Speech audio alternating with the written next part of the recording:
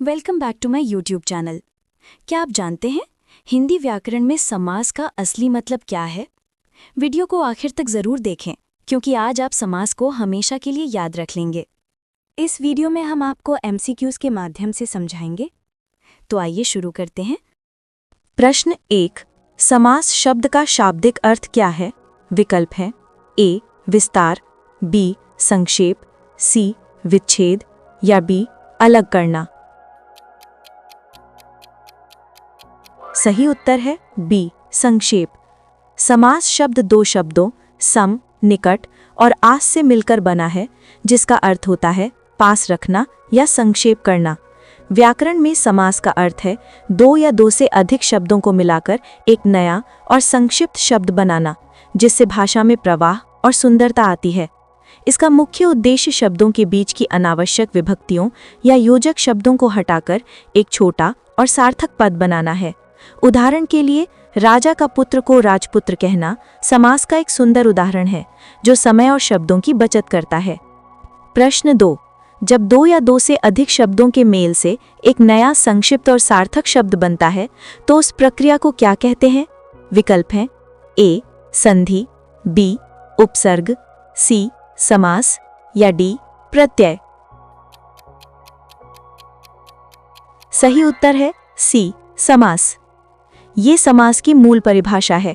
समास वह व्याकरणिक प्रक्रिया है जिसमें दो या दो से अधिक शब्द मिलकर एक नया शब्द बनाते हैं और इस प्रक्रिया में उनके बीच की विभक्तियां लुप्त हो जाती हैं।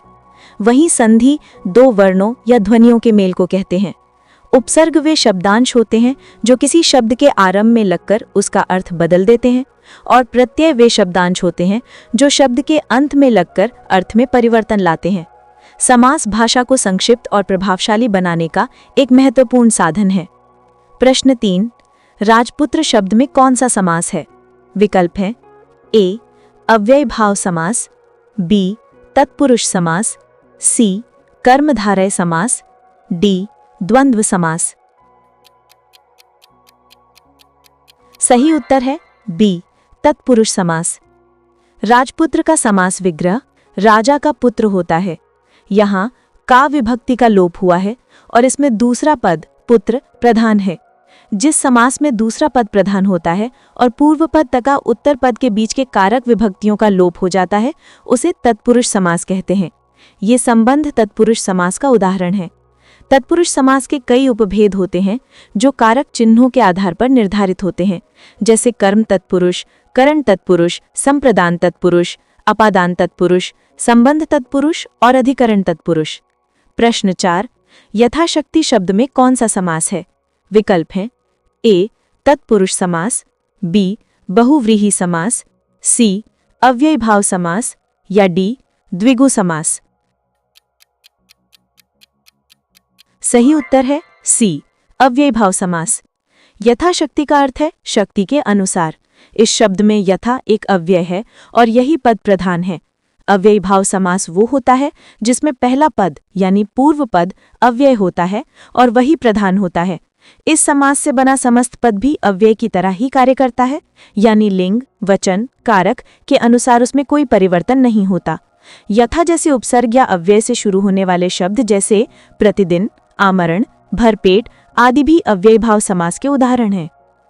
प्रश्न 5। नीलकमल शब्द में कौन सा समास है? विकल्प हैं A. तत्पुरुष समास, B. द्विगु समास, C.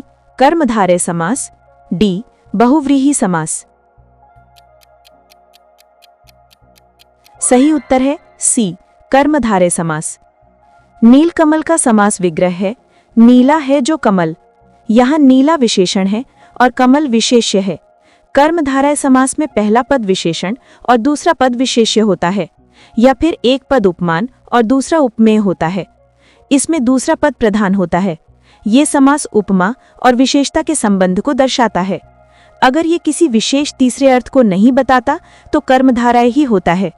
नीलांबर भी इसका एक अन्य उदाहरण है। प्रश्न 6। चौराहा शब्द में कौन सा समास है? विकल्प है A. द्वंद्व समास, B. द्विगु समास, C. कर्मधारय समास या D. अव्ययी भाव समास। सही उत्तर है बी, द्विगु समास। चौराहा का समास विग्रह है चार राहों का समूह। इस शब्द में चौ अर्थात चार संख्यावाचक विशेषण है और यह समूह का बोध कराता है। द्विगु समास वह होता है जिसका पहला पद संख्यावाचक विशेषण होता है और वह किसी समूह या समाहार का बोध कराता है। इसमें दूसरा पद प्रधान होता है, जैसे त्रिभुज, सप्ताह और पंचवटी भी द्विगु समास के ही उदाहरण हैं।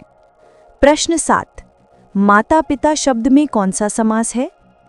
विकल्प हैं ए तत्पुरुष समास, बी द्विगु समास, सी द्वंद्व समास, डी अव्ययी भाव समास। सही उत्तर है सी, द्वंद्व समास। माता पिता का समास विग्रह माता और पिता होता है। द्वंद्व समास वह होता है जिसमें दोनों पद प्रधान होते हैं और समास विग्रह करने पर और, या, तथा जैसे योजक शब्दों का प्रयोग होता है। इन शब्दों के बीच अक्सर योजक चिन्ह यानी हाइफन लगा होता है। दाल चावल यानी दाल और चावल, पाप पुण्य यानी पाप या पुण्य, और भाई बहन यानी भाई और बहन भी द्वंद्व समास के ही सामान्य उदाहरण हैं। प्रश्न 8, दशानन शब्द में कौन सा समास है? विकल्प हैं ए द्विगु समास, बी कर्मधारय समास, सी बहुव्रीहि समास या डी अव्ययी भाव समास। सही उत्तर है सी, बहुव्रीहि समास।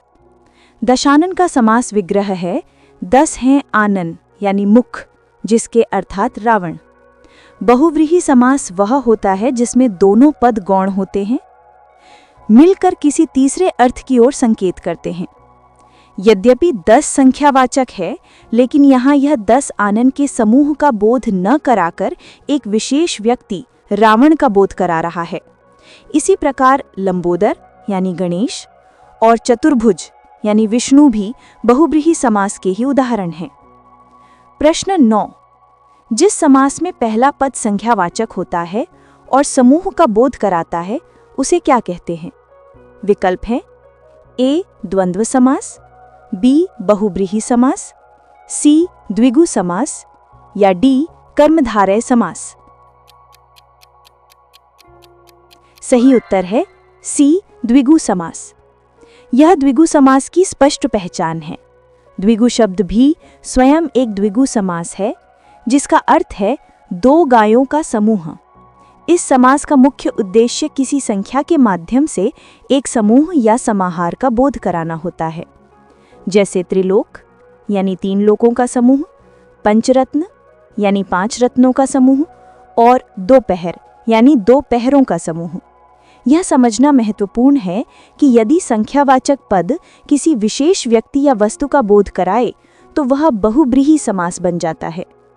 प्रश्न 10, जिस समास में दोनों पद प्रधान होते हैं और उनके बीच और, या जैसे योजक शब्द का लोप होता है, वह कौन सा समास है? विकल्प हैं ए तत्पुरुष समास, बी अव्ययी भाव समास, सी द्वंद्व समास, डी द्विगु समास। सही उत्तर है सी, द्वंद्व समास। द्वंद्व समास में दोनों पद समान रूप से महत्वपूर्ण होते हैं। इसका अर्थ है कि किसी भी एक पद को हटाने से अर्थ अधूरा हो जाएगा। इस समास का विग्रह करने पर और, या, एवं जैसे योजक शब्दों का प्रयोग होता है, जैसे रात दिन, सुख दुख, अन्न जल। यह समास अक्सर विपरीतार्थक या पूरक शब्दों के बीच बनता है, लेकिन हमेशा ऐसा नहीं होता, जैसे राम लक्ष्मण। प्रश्न 11, आमरण शब्द में कौन सा समास है? विकल्प है 1 तत्पुरुष समास, 2 अव्ययी भाव समास, 3 कर्मधारय समास, 4 बहुव्रीहि समास। सही उत्तर है बाई, अव्ययी भाव समास। आमरण का अर्थ है मरण तक। यहाँ आ उपसर्ग एक अव्यय की तरह कार्य कर रहा है और यही पद प्रधान है। अव्ययी भाव समास की यही विशेषता है कि उसका पहला पद प्रधान और अव्यय होता है और पूरा समस्त पद भी अव्यय का कार्य करता है। ऐसे शब्द जैसे भरपेट यानी पेट भरकर, आजन्म यानी जन्म पर्यंत, निरोग यानी रोग रहित भी अव्ययी भाव समास के उदाहरण हैं, क्योंकि इनमें पहला पद अव्यय की भूमिका निभाता है। प्रश्न 12। गुरु दक्षिणा शब्द का सही समास विग्रह क्या है? विकल्प हैं 1 गुरु और दक्षिणा, 2 गुरु के लिए दक्षिणा, 3 गुरु की दक्षिणा, 4 गुरु का दक्षिणा। सही उत्तर है गुरु के लिए दक्षिणा। गुरु दक्षिणा शब्द में संप्रदान तत्पुरुष समास है, क्योंकि यहाँ के लिए कारक चिन्ह का लोप हुआ है। संप्रदान कारक का चिन्ह के लिए होता है। इसका अर्थ है कि दक्षिणा गुरु को अर्पित करने के उद्देश्य से दी जा रही है। तत्पुरुष समास में कारक विभक्तियों का लोप होता है और समास विग्रह करते समय उन्हीं विभक्तियों को पुनः प्रकट किया जाता है। अन्य उदाहरणों में रसोई घर यानी रसोई के लिए घर भी संप्रदान तत्पुरुष समास है। प्रश्न 13। चतुर्भुज शब्द में कौन सा समास है यदि इसका अर्थ विष्णु हो? विकल्प है ए द्विगु समास, बी कर्मधारय समास, सी बहुव्रीहि समास, डी तत्पुरुष समास। सही उत्तर है सी बहुव्रीहि समास। चतुर्भुज का सामान्य अर्थ 4 भुजाओं का समूह हो सकता है जब द्विगु समास होगा, परंतु जब इसका विशेष अर्थ 4 भुजाओं वाला अर्थात विष्णु लिया जाता है तब यह बहुव्रीहि समास बन जाता है। बहुव्रीहि समास में दोनों पद मिलकर किसी तीसरे विशेष अर्थ की ओर संकेत करते हैं और कोई भी पद प्रधान नहीं होता। यह समास शब्दों के शाब्दिक अर्थ से हटकर एक रूढ़ या विशिष्ट अर्थ प्रदान करता है। प्रश्न 15। मुखचंद्र शब्द में कौन सा समास है? विकल्प हैं ए तत्पुरुष समास, 2 द्विगु समास, 3 कर्मधारय समास, 4 बहुव्रीहि समास। सही उत्तर है सी कर्मधारय समास। मुखचंद्र का समास विग्रह है मुख रूपी चंद्र या चंद्र जैसा मुख। यहाँ मुख को चंद्रमा के समान बताया गया है। इस समास में उपमेय और उपमान का संबंध है। कर्मधारय समास की पहचान यही है कि इसमें एक पद दूसरे की विशेषता बताता है या उपमा देता है। वचन सुधा यानी वचन रूपी अमृत और क्रोध अग्नि यानी क्रोध रूपी अग्नि भी कर्मधारय समास के अन्य उदाहरण हैं जो उपमान उपमेय संबंध को दर्शाते हैं।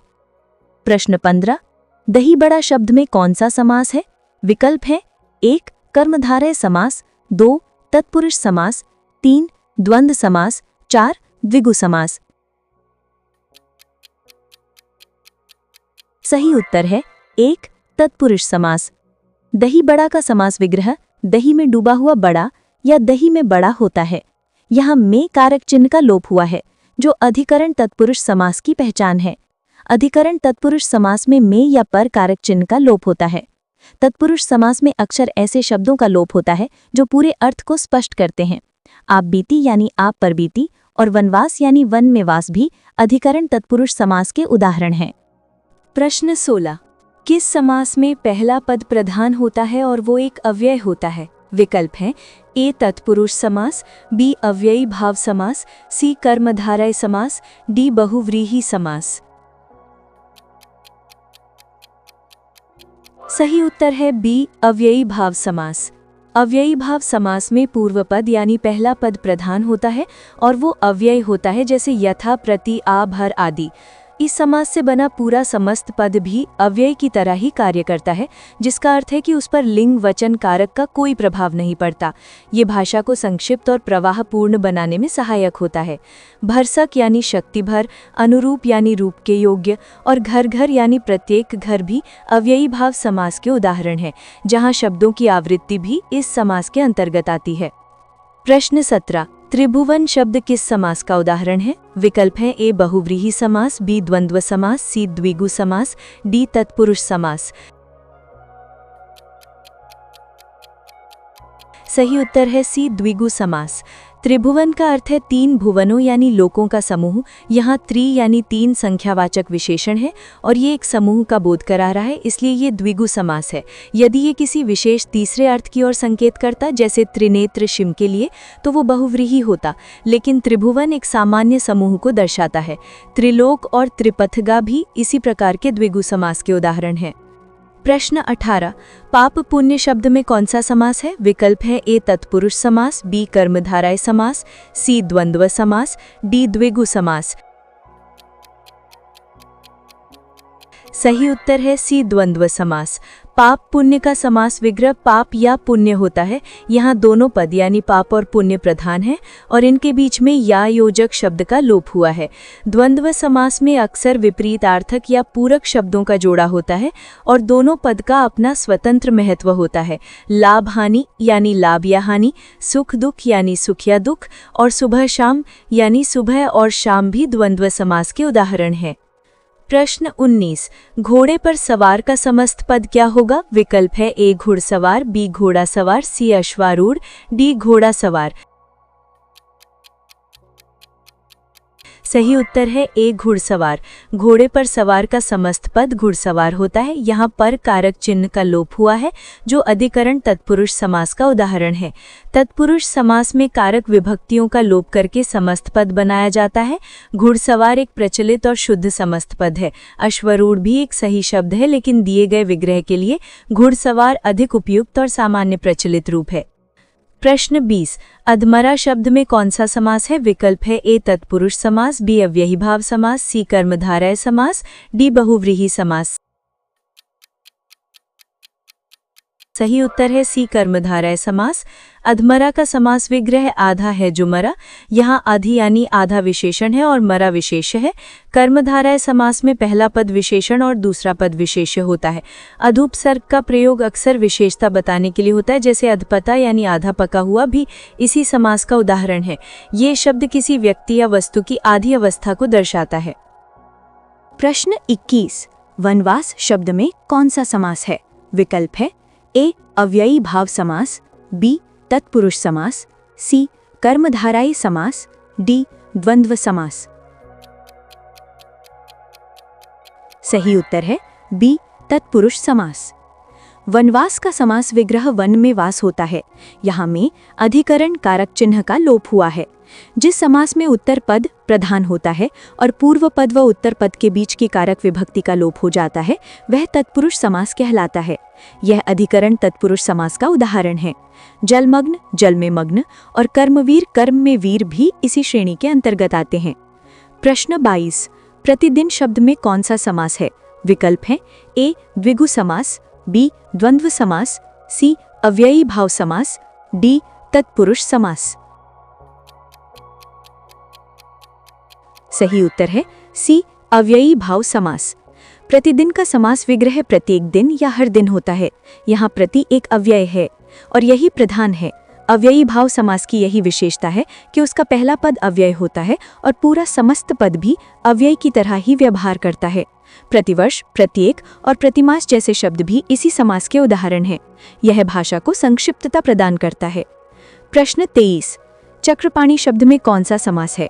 विकल्प है ए कर्मधारय समास, बी तत्पुरुष समास, सी बहुव्रीहि समास, डी द्वंद्व समास। सही उत्तर है सी बहुव्रीहि समास। चक्रपाणी का समास विग्रह है चक्र है पाणी हाथ में, जिसके अर्थात विष्णु। यहाँ दोनों पद चक्र और पाणी गौण हैं और मिलकर किसी तीसरे विशेष अर्थ विष्णु की ओर संकेत कर रहे हैं।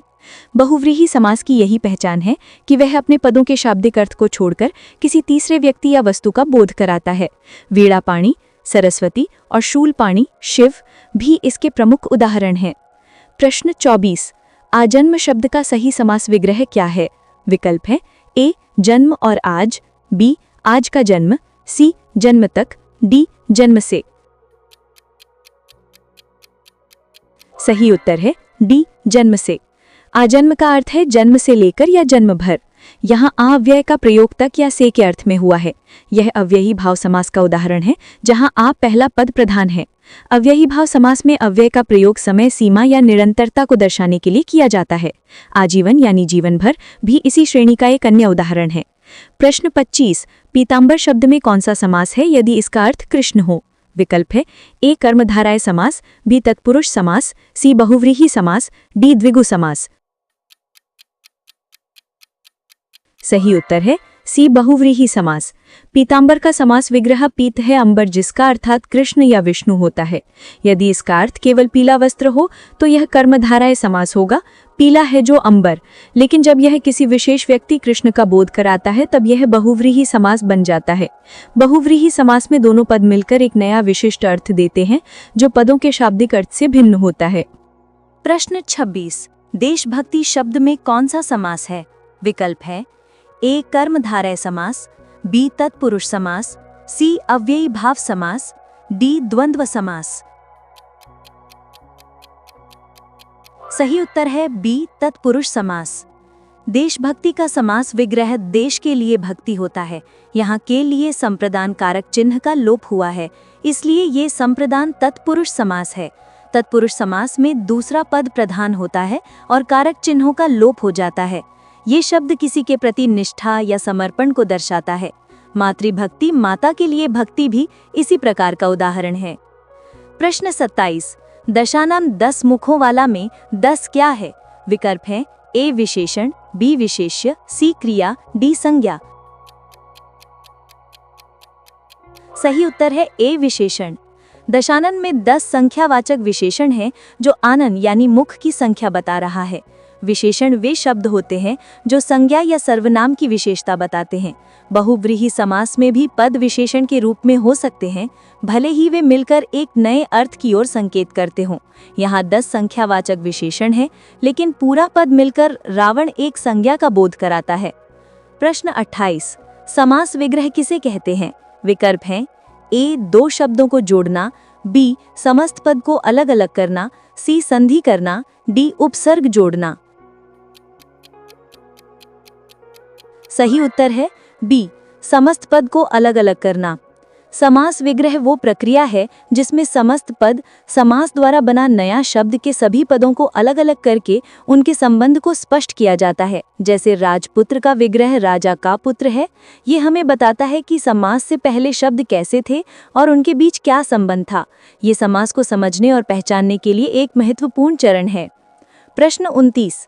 कन्यादान शब्द में कौन सा समास है? विकल्प है ए कर्म तत्पुरुष, बी संप्रदान तत्पुरुष, सी संबंध तत्पुरुष, डी अपादान तत्पुरुष। सही उत्तर है सी संबंध तत्पुरुष। कन्यादान का समास विग्रह कन्या का दान होता है। यहाँ का संबंध कारक चिन्ह का लोप हुआ है। संबंध तत्पुरुष समास में का के की कारक चिन्हों का लोप होता है। ये ध्यान रखना महत्वपूर्ण है कि कुछ लोग इसे कन्या के लिए दान मानकर संप्रदान तत्पुरुष भी कह सकते हैं, लेकिन व्याकरणिक दृष्टि से कन्या का दान यानी किसी वस्तु का दान अधिक सटीक है।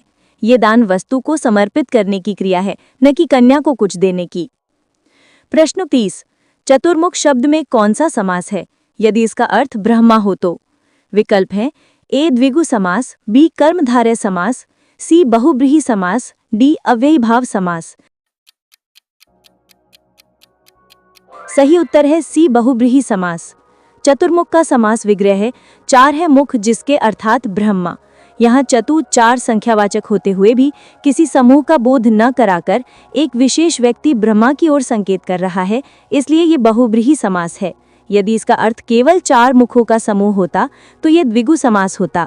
बहुव्रीहि समास में पदों का शाब्दिक अर्थ महत्वपूर्ण नहीं होता, बल्कि उनका संयुक्त अर्थ किसी तीसरे की पहचान होता है। प्रश्न 31।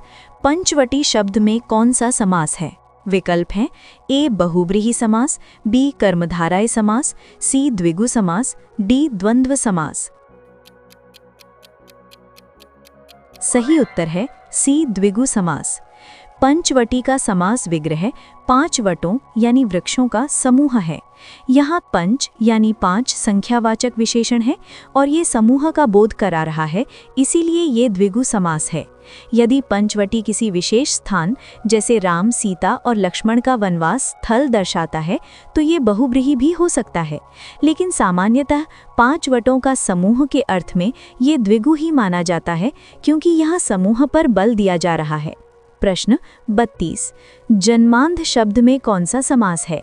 विकल्प हैं ए करण तत्पुरुष, बी संप्रदान तत्पुरुष, सी अपादान तत्पुरुष, डी संबंध तत्पुरुष। सही उत्तर है ए करण तत्पुरुष। जन्मांध का समास विग्रह जन्म से अंधा होता है। यहाँ से कारक चिन्ह का लोप हुआ है, जिसका अर्थ के द्वारा या साधन के रूप में है। करण तत्पुरुष समास में से, के द्वारा या के साथ का लोप होता है। रोगग्रस्त यानी रोग से ग्रस्त, तुलसीकृत यानी तुलसी द्वारा कृत भी करण तत्पुरुष समास के ही उदाहरण हैं। ये किसी साधन या कारण को दर्शाता है जिससे कोई कार्य होता है या कोई स्थिति उत्पन्न होती है। प्रश्न 33। त्रिफला शब्द में कौन सा समास है? विकल्प हैं ए द्वंद्व समास, बी बहुब्रीहि समास, सी द्विगु समास, डी कर्मधारय समास। सही उत्तर है सी द्विगु समास। त्रिफला का समास विग्रह तीन फलों का समूह है। यहाँ त्रि यानी तीन संख्यावाचक विशेषण है और ये समूह का बोध करा रहा है, इसीलिए ये द्विगु समास है। ये एक प्रसिद्ध आयुर्वेदिक मिश्रण का नाम भी है, लेकिन मूल रूप से इसका शाब्दिक अर्थ तीन फलों का समूह होने के कारण ये द्विगु है। यदि ये किसी विशेष तीसरे पदार्थ को बताता तो बहुब्रीहि हो सकता था, पर सामान्यतः ये समूहार्थक है। प्रश्न 34। रसोई घर शब्द में कौन सा समास है? विकल्प है ए संबंध तत्पुरुष, बी संप्रदान तत्पुरुष, सी अधिकरण तत्पुरुष, डी अपादान तत्पुरुष। सही उत्तर है बी संप्रदान तत्पुरुष। रसोई घर का समास विग्रह रसोई के लिए घर होता है। यहाँ के लिए संप्रदान कारक चिन्ह का लोप हुआ है। संप्रदान तत्पुरुष समास में दान या उद्देश्य को दर्शाने वाले कारक चिन्ह के लिए का लोप होता है। यज्ञशाला यानी यज्ञ के लिए शाला और देवालय यानी देव के लिए आलय भी संप्रदान तत्पुरुष समास के ही उदाहरण हैं। प्रश्न 35। अष्टाध्यायी शब्द में कौन सा समास है? विकल्प है ए द्वंद्व समास, बी बहुब्रीहि समास, सी द्विगु समास, डी कर्मधारय समास। सही उत्तर है सी द्विगु समास। अष्टाध्यायी का समास विग्रह 8 अध्यायों का समूह है। यहाँ अष्ट यानी 8 संख्यावाचक विशेषण है और ये समूह का बोध करा रहा है, इसीलिए ये द्विगु समास है। हालांकि अष्टाध्यायी पाणिनि के एक प्रसिद्ध व्याकरण ग्रंथ का नाम भी है, जिसके कारण कुछ संदर्भों में इसे बहुव्रीहि भी माना जा सकता है। 8 अध्याय हैं जिसमें पुस्तक, लेकिन इसके मूल शाब्दिक अर्थ 8 अध्यायों का समूह के कारण इसे मुख्य रूप से द्विगु समास के रूप में पहचाना जाता है। प्रश्न 36। कनफटा शब्द में कौन सा समास है? विकल्प है ए तत्पुरुष समास, बी द्वंद्व समास, सी बहुव्रीहि समास, डी अव्ययी भाव समास। सही उत्तर है सी बहुव्रीहि समास। कनफटा का समास विग्रह कन फटे हैं जिसके अर्थात एक विशेष संप्रदाय का साधु होता है। यहाँ दोनों पद यानी कान और फटा गौण हैं और मिलकर किसी तीसरे विशेष अर्थ की ओर संकेत कर रहे हैं। बहुव्रीहि समास में पदों का शाब्दिक अर्थ न होकर एक विशिष्ट अर्थ निकलता है। ये योगियों के एक विशेष वर्ग को संदर्भित करता है जो कान छेदे हुए होते हैं। प्रश्न 37। अकाल पीड़ित शब्द में कौन सा समास है? विकल्प है ए करण तत्पुरुष, बी संप्रदान तत्पुरुष, सी अपादान तत्पुरुष, डी अधिकरण तत्पुरुष। सही उत्तर है ए करण तत्पुरुष। अकाल पीड़ित का समास विग्रह है अकाल से पीड़ित। यहाँ से कारक चिन्ह का लोप हुआ है, जिसका अर्थ है के द्वारा या कारण के रूप में। करण तत्पुरुष समास में से यानी के द्वारा या के साथ का लोप होता है। ये किसी साधन या कारण को दर्शाता है जिससे कोई व्यक्ति या वस्तु प्रभावित होती है। भूख मरा यानी भूख से मरा भी इसी श्रेणी का उदाहरण है। प्रश्न 38। रेलगाड़ी शब्द में कौन सा समास है? विकल्प है ए कर्मधारय समास, बी तत्पुरुष समास, सी द्वंद्व समास, डी अव्ययी भाव समास। सही उत्तर है बी तत्पुरुष समास। रेलगाड़ी का समास विग्रह होता है रेल पर चलने वाली गाड़ी। यहाँ पर अधिकरण कारक चिन्ह का लोप हुआ है, इसीलिए ये अधिकरण तत्पुरुष समास है। तत्पुरुष समास में दूसरा पद प्रधान होता है और कारक विभक्तियों का लोप हो जाता है। ये शब्द उस वाहन को दर्शाता है जो पटरी यानी रेल पर चलती है। जलयान यानी जल में चलने वाला यान भी इसी प्रकार का उदाहरण है। प्रश्न 39। महात्मा शब्द में कौन सा समास है? विकल्प है ए तत्पुरुष, बी द्विगु, सी कर्मधारय, डी बहुव्रीहि। सही उत्तर है सी कर्मधारय। महात्मा का समास विग्रह है महान है जो आत्मा। यहाँ महान विशेषण है और आत्मा विशेष्य है।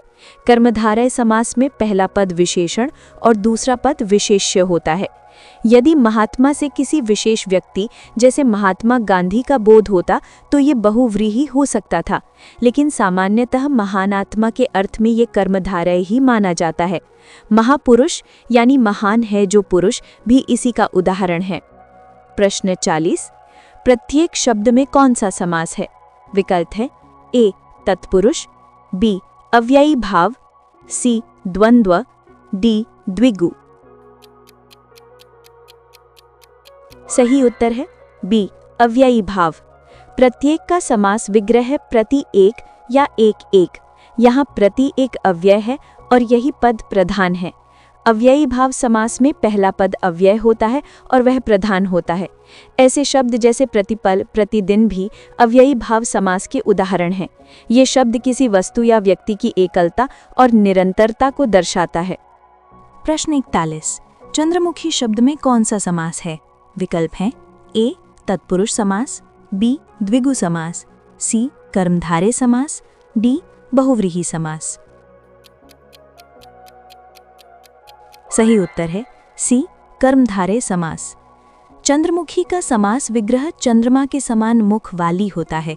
यहाँ चंद्रमा उपमान है और मुख उपमेय है। कर्मधारय समास में उपमेय उपमान का संबंध होता है, जहाँ एक पद दूसरे की तुलना में श्रेष्ठता या समानता दर्शाता है। मृगनयनी यानी मृग के समान नयनों वाली भी इसी प्रकार का कर्मधारय समास है, जो सुंदरता का वर्णन करता है। प्रश्न 42। हाथ पैर शब्द में कौन सा समास है? विकल्प हैं ए तत्पुरुष समास, बी द्विगु समास, सी द्वंद्व समास, डी अव्ययी भाव समास। सही उत्तर है सी द्वंद्व समास। हाथ पैर का समास विग्रह हाथ और पैर होता है। द्वंद्व समास में दोनों पद प्रधान होते हैं और उनके बीच और, या, तथा जैसे योजक शब्दों का लोप होता है। यह अक्सर शरीर के अंगों या दैनिक जीवन की वस्तुओं के जोड़े में दिखा जाता है। तन मन धन यानी तन मन और धन भी द्वंद्व समास का ही उदाहरण है, जहां 3 पद हैं। प्रश्न 43। वन मानुष शब्द में कौन सा समास है? विकल्प हैं ए कर्मधारय समास, बी तत्पुरुष समास, सी द्वंद्व समास, डी बहुव्रीहि समास। सही उत्तर है बी तत्पुरुष समास। वन मानुष का समास विग्रह वन का मानुष या वन में रहने वाला मानुष होता है। यदि वन का मानुष तो संबंध तत्पुरुष, यदि वन में रहने वाला मानुष तो अधिकरण तत्पुरुष। दोनों ही स्थितियों में यह तत्पुरुष समास ही होगा। दूसरा पद मानुष प्रधान है और कारक चिन्ह का लोप हुआ है। जलचर यानी जल में चरने वाला भी इसी प्रकार का तत्पुरुष समास है, जो किसी के उद्देश्य या चाह को दर्शाता है। यह शब्द किसी स्थान की समीपता को दर्शाता है। प्रश्न 44। उपवन शब्द में कौन सा समास है? विकल्प हैं ए तत्पुरुष समास, बी अव्ययी भाव समास, सी कर्मधारय समास, डी बहुव्रीहि समास। सही उत्तर है बी अव्ययी भाव समास। उपवन का अर्थ है उप यानी वन के समीप। यहाँ उप एक अव्यय है जिसका अर्थ है समीप और यही पद प्रधान है। अव्ययी भाव समास में पहला पद अव्यय होता है और वही प्रधान होता है। उपकूल यानी कूल के समीप और उपगंगा यानी गंगा के समीप भी इसी समास के उदाहरण हैं। यह शब्द किसी स्थान की समीपता को दर्शाता है। प्रश्न 45। विद्यार्थी शब्द में कौन सा समास है? विकल्प हैं ए कर्मधारय समास, बी तत्पुरुष समास, सी द्विगु समास, डी द्वंद्व समास। सही उत्तर है बी तत्पुरुष समास। विद्यार्थी का समास विग्रह विद्या का अर्थी या विद्या को चाहने वाला होता है। यहाँ का संबंध कारक चिन्ह का लोप हुआ है, इसलिए यह संबंध तत्पुरुष समास है। इसमें दूसरा पद अर्थी यानी चाहने वाला प्रधान है। भिक्षुक यानी भिक्षा का चाहने वाला भी इसी प्रकार का तत्पुरुष समास है, जो किसी के उद्देश्य या चाह को दर्शाता है। प्रश्न 46, नीलकंठ शब्द में कौन सा समास है यदि इसका अर्थ शिव हो? विकल्प है ए कर्मधारय समास, बी द्विगु समास, सी बहुब्रीहि समास, डी अव्ययी भाव समास। सही उत्तर है सी बहुब्रीहि समास। नीलकंठ का समास विग्रह नीला है कंठ जिसका अर्थात शिव होता है। यदि इसका अर्थ केवल नीला कंठ होता तो यह कर्मधारय समास होता, नीला है जो कंठ। लेकिन जब यह किसी विशेष तीसरे अर्थ शिव की ओर संकेत करता है तब यह बहुब्रीहि समास बन जाता है। बहुब्रीहि समास में शब्दों का शाब्दिक अर्थ गौण हो जाता है और एक विशिष्ट अर्थ प्रधान होता है। प्रश्न 47, पुष्पध्वना शब्द में कौन सा समास है? विकल्प है ए तत्पुरुष समास, बी कर्मधारय समास, सी बहुब्रीहि समास, डी द्वंद्व समास। सही उत्तर है सी बहुब्रीहि समास। पुष्पध्वना का समास विग्रह है पुष्प है धनुष जिसका अर्थात कामदेव। यहाँ दोनों पद मिलकर किसी तीसरे विशेष अर्थ कामदेव की ओर संकेत कर रहे हैं। बहुब्रीहि समास की यही पहचान है कि इसमें कोई भी पद प्रधान नहीं होता, बल्कि दोनों मिलकर एक नया विशिष्ट अर्थ प्रदान करते हैं। कामदेव को पुष्पों के धनुष वाले देवता के रूप में जाना जाता है। प्रश्न 48, गंगा जल शब्द में कौन सा समास है? विकल्प है ए कर्मधारय समास, बी संबंध तत्पुरुष समास, सी अधिकरण तत्पुरुष समास, डी अव्ययी भाव समास। सही उत्तर है बी संबंध तत्पुरुष समास। गंगा जल का समास विग्रह गंगा का जल होता है। यहाँ का संबंध कारक चिन्ह का लोप हुआ है, इसलिए ये संबंध तत्पुरुष समास है। संबंध तत्पुरुष समास में का के की कारक चिन्ह का लोप होता है, जो दो संज्ञाओं के बीच संबंध स्थापित करते हैं। राजमहल भी इसी श्रेणी का उदाहरण है। प्रश्न 49, सपरिवार शब्द में कौन सा समास है? विकल्प है ए तत्पुरुष समास, बी अव्ययी भाव समास, सी बहुब्रीहि समास, डी द्वंद्व समास। सही उत्तर है बी अव्ययी भाव समास। सपरिवार का अर्थ है परिवार सहित। यहाँ स सहित एक अव्यय है और यही पद प्रधान है। अव्ययी भाव समास में पहला पद अव्यय होता है और पूरा समस्त पद भी अव्यय की तरह ही व्यवहार करता है। सादर, आदर सहित और सकुशल, कुशल सहित भी इसी समास के उदाहरण हैं। ये शब्द किसी के साथ होने का भाव व्यक्त करता है। प्रश्न 50, समास और संधि में मुख्य अंतर क्या है? विकल्प है ए समास वर्णों का मेल है, संधि शब्दों का मेल है, बी समास शब्दों का मेल है, संधि वर्णों का मेल है, सी समास में वर्णों का लोप होता है, संधि में शब्दों का लोप होता है, डी समास और संधि दोनों समान प्रक्रियाएं हैं। सही उत्तर है बी समास शब्दों का मेल है, संधि वर्णों का मेल है। समास दो या दो से अधिक शब्दों के मेल से एक नया शब्द बनाने की प्रक्रिया है, जिसमें शब्दों के बीच की विभक्तियां लुप्त हो जाती हैं। वहीं संधि दो वर्णों यानी अक्षरों या ध्वनियों के आपस में मिलने से उनमें होने वाले परिवर्तन को कहते हैं। उदाहरण के लिए हिम प्लस आलय बराबर हिमालय संधि है, वर्णों का मेल, जबकि राजा का पुत्र बराबर राजपुत्र समास है, शब्दों का मेल।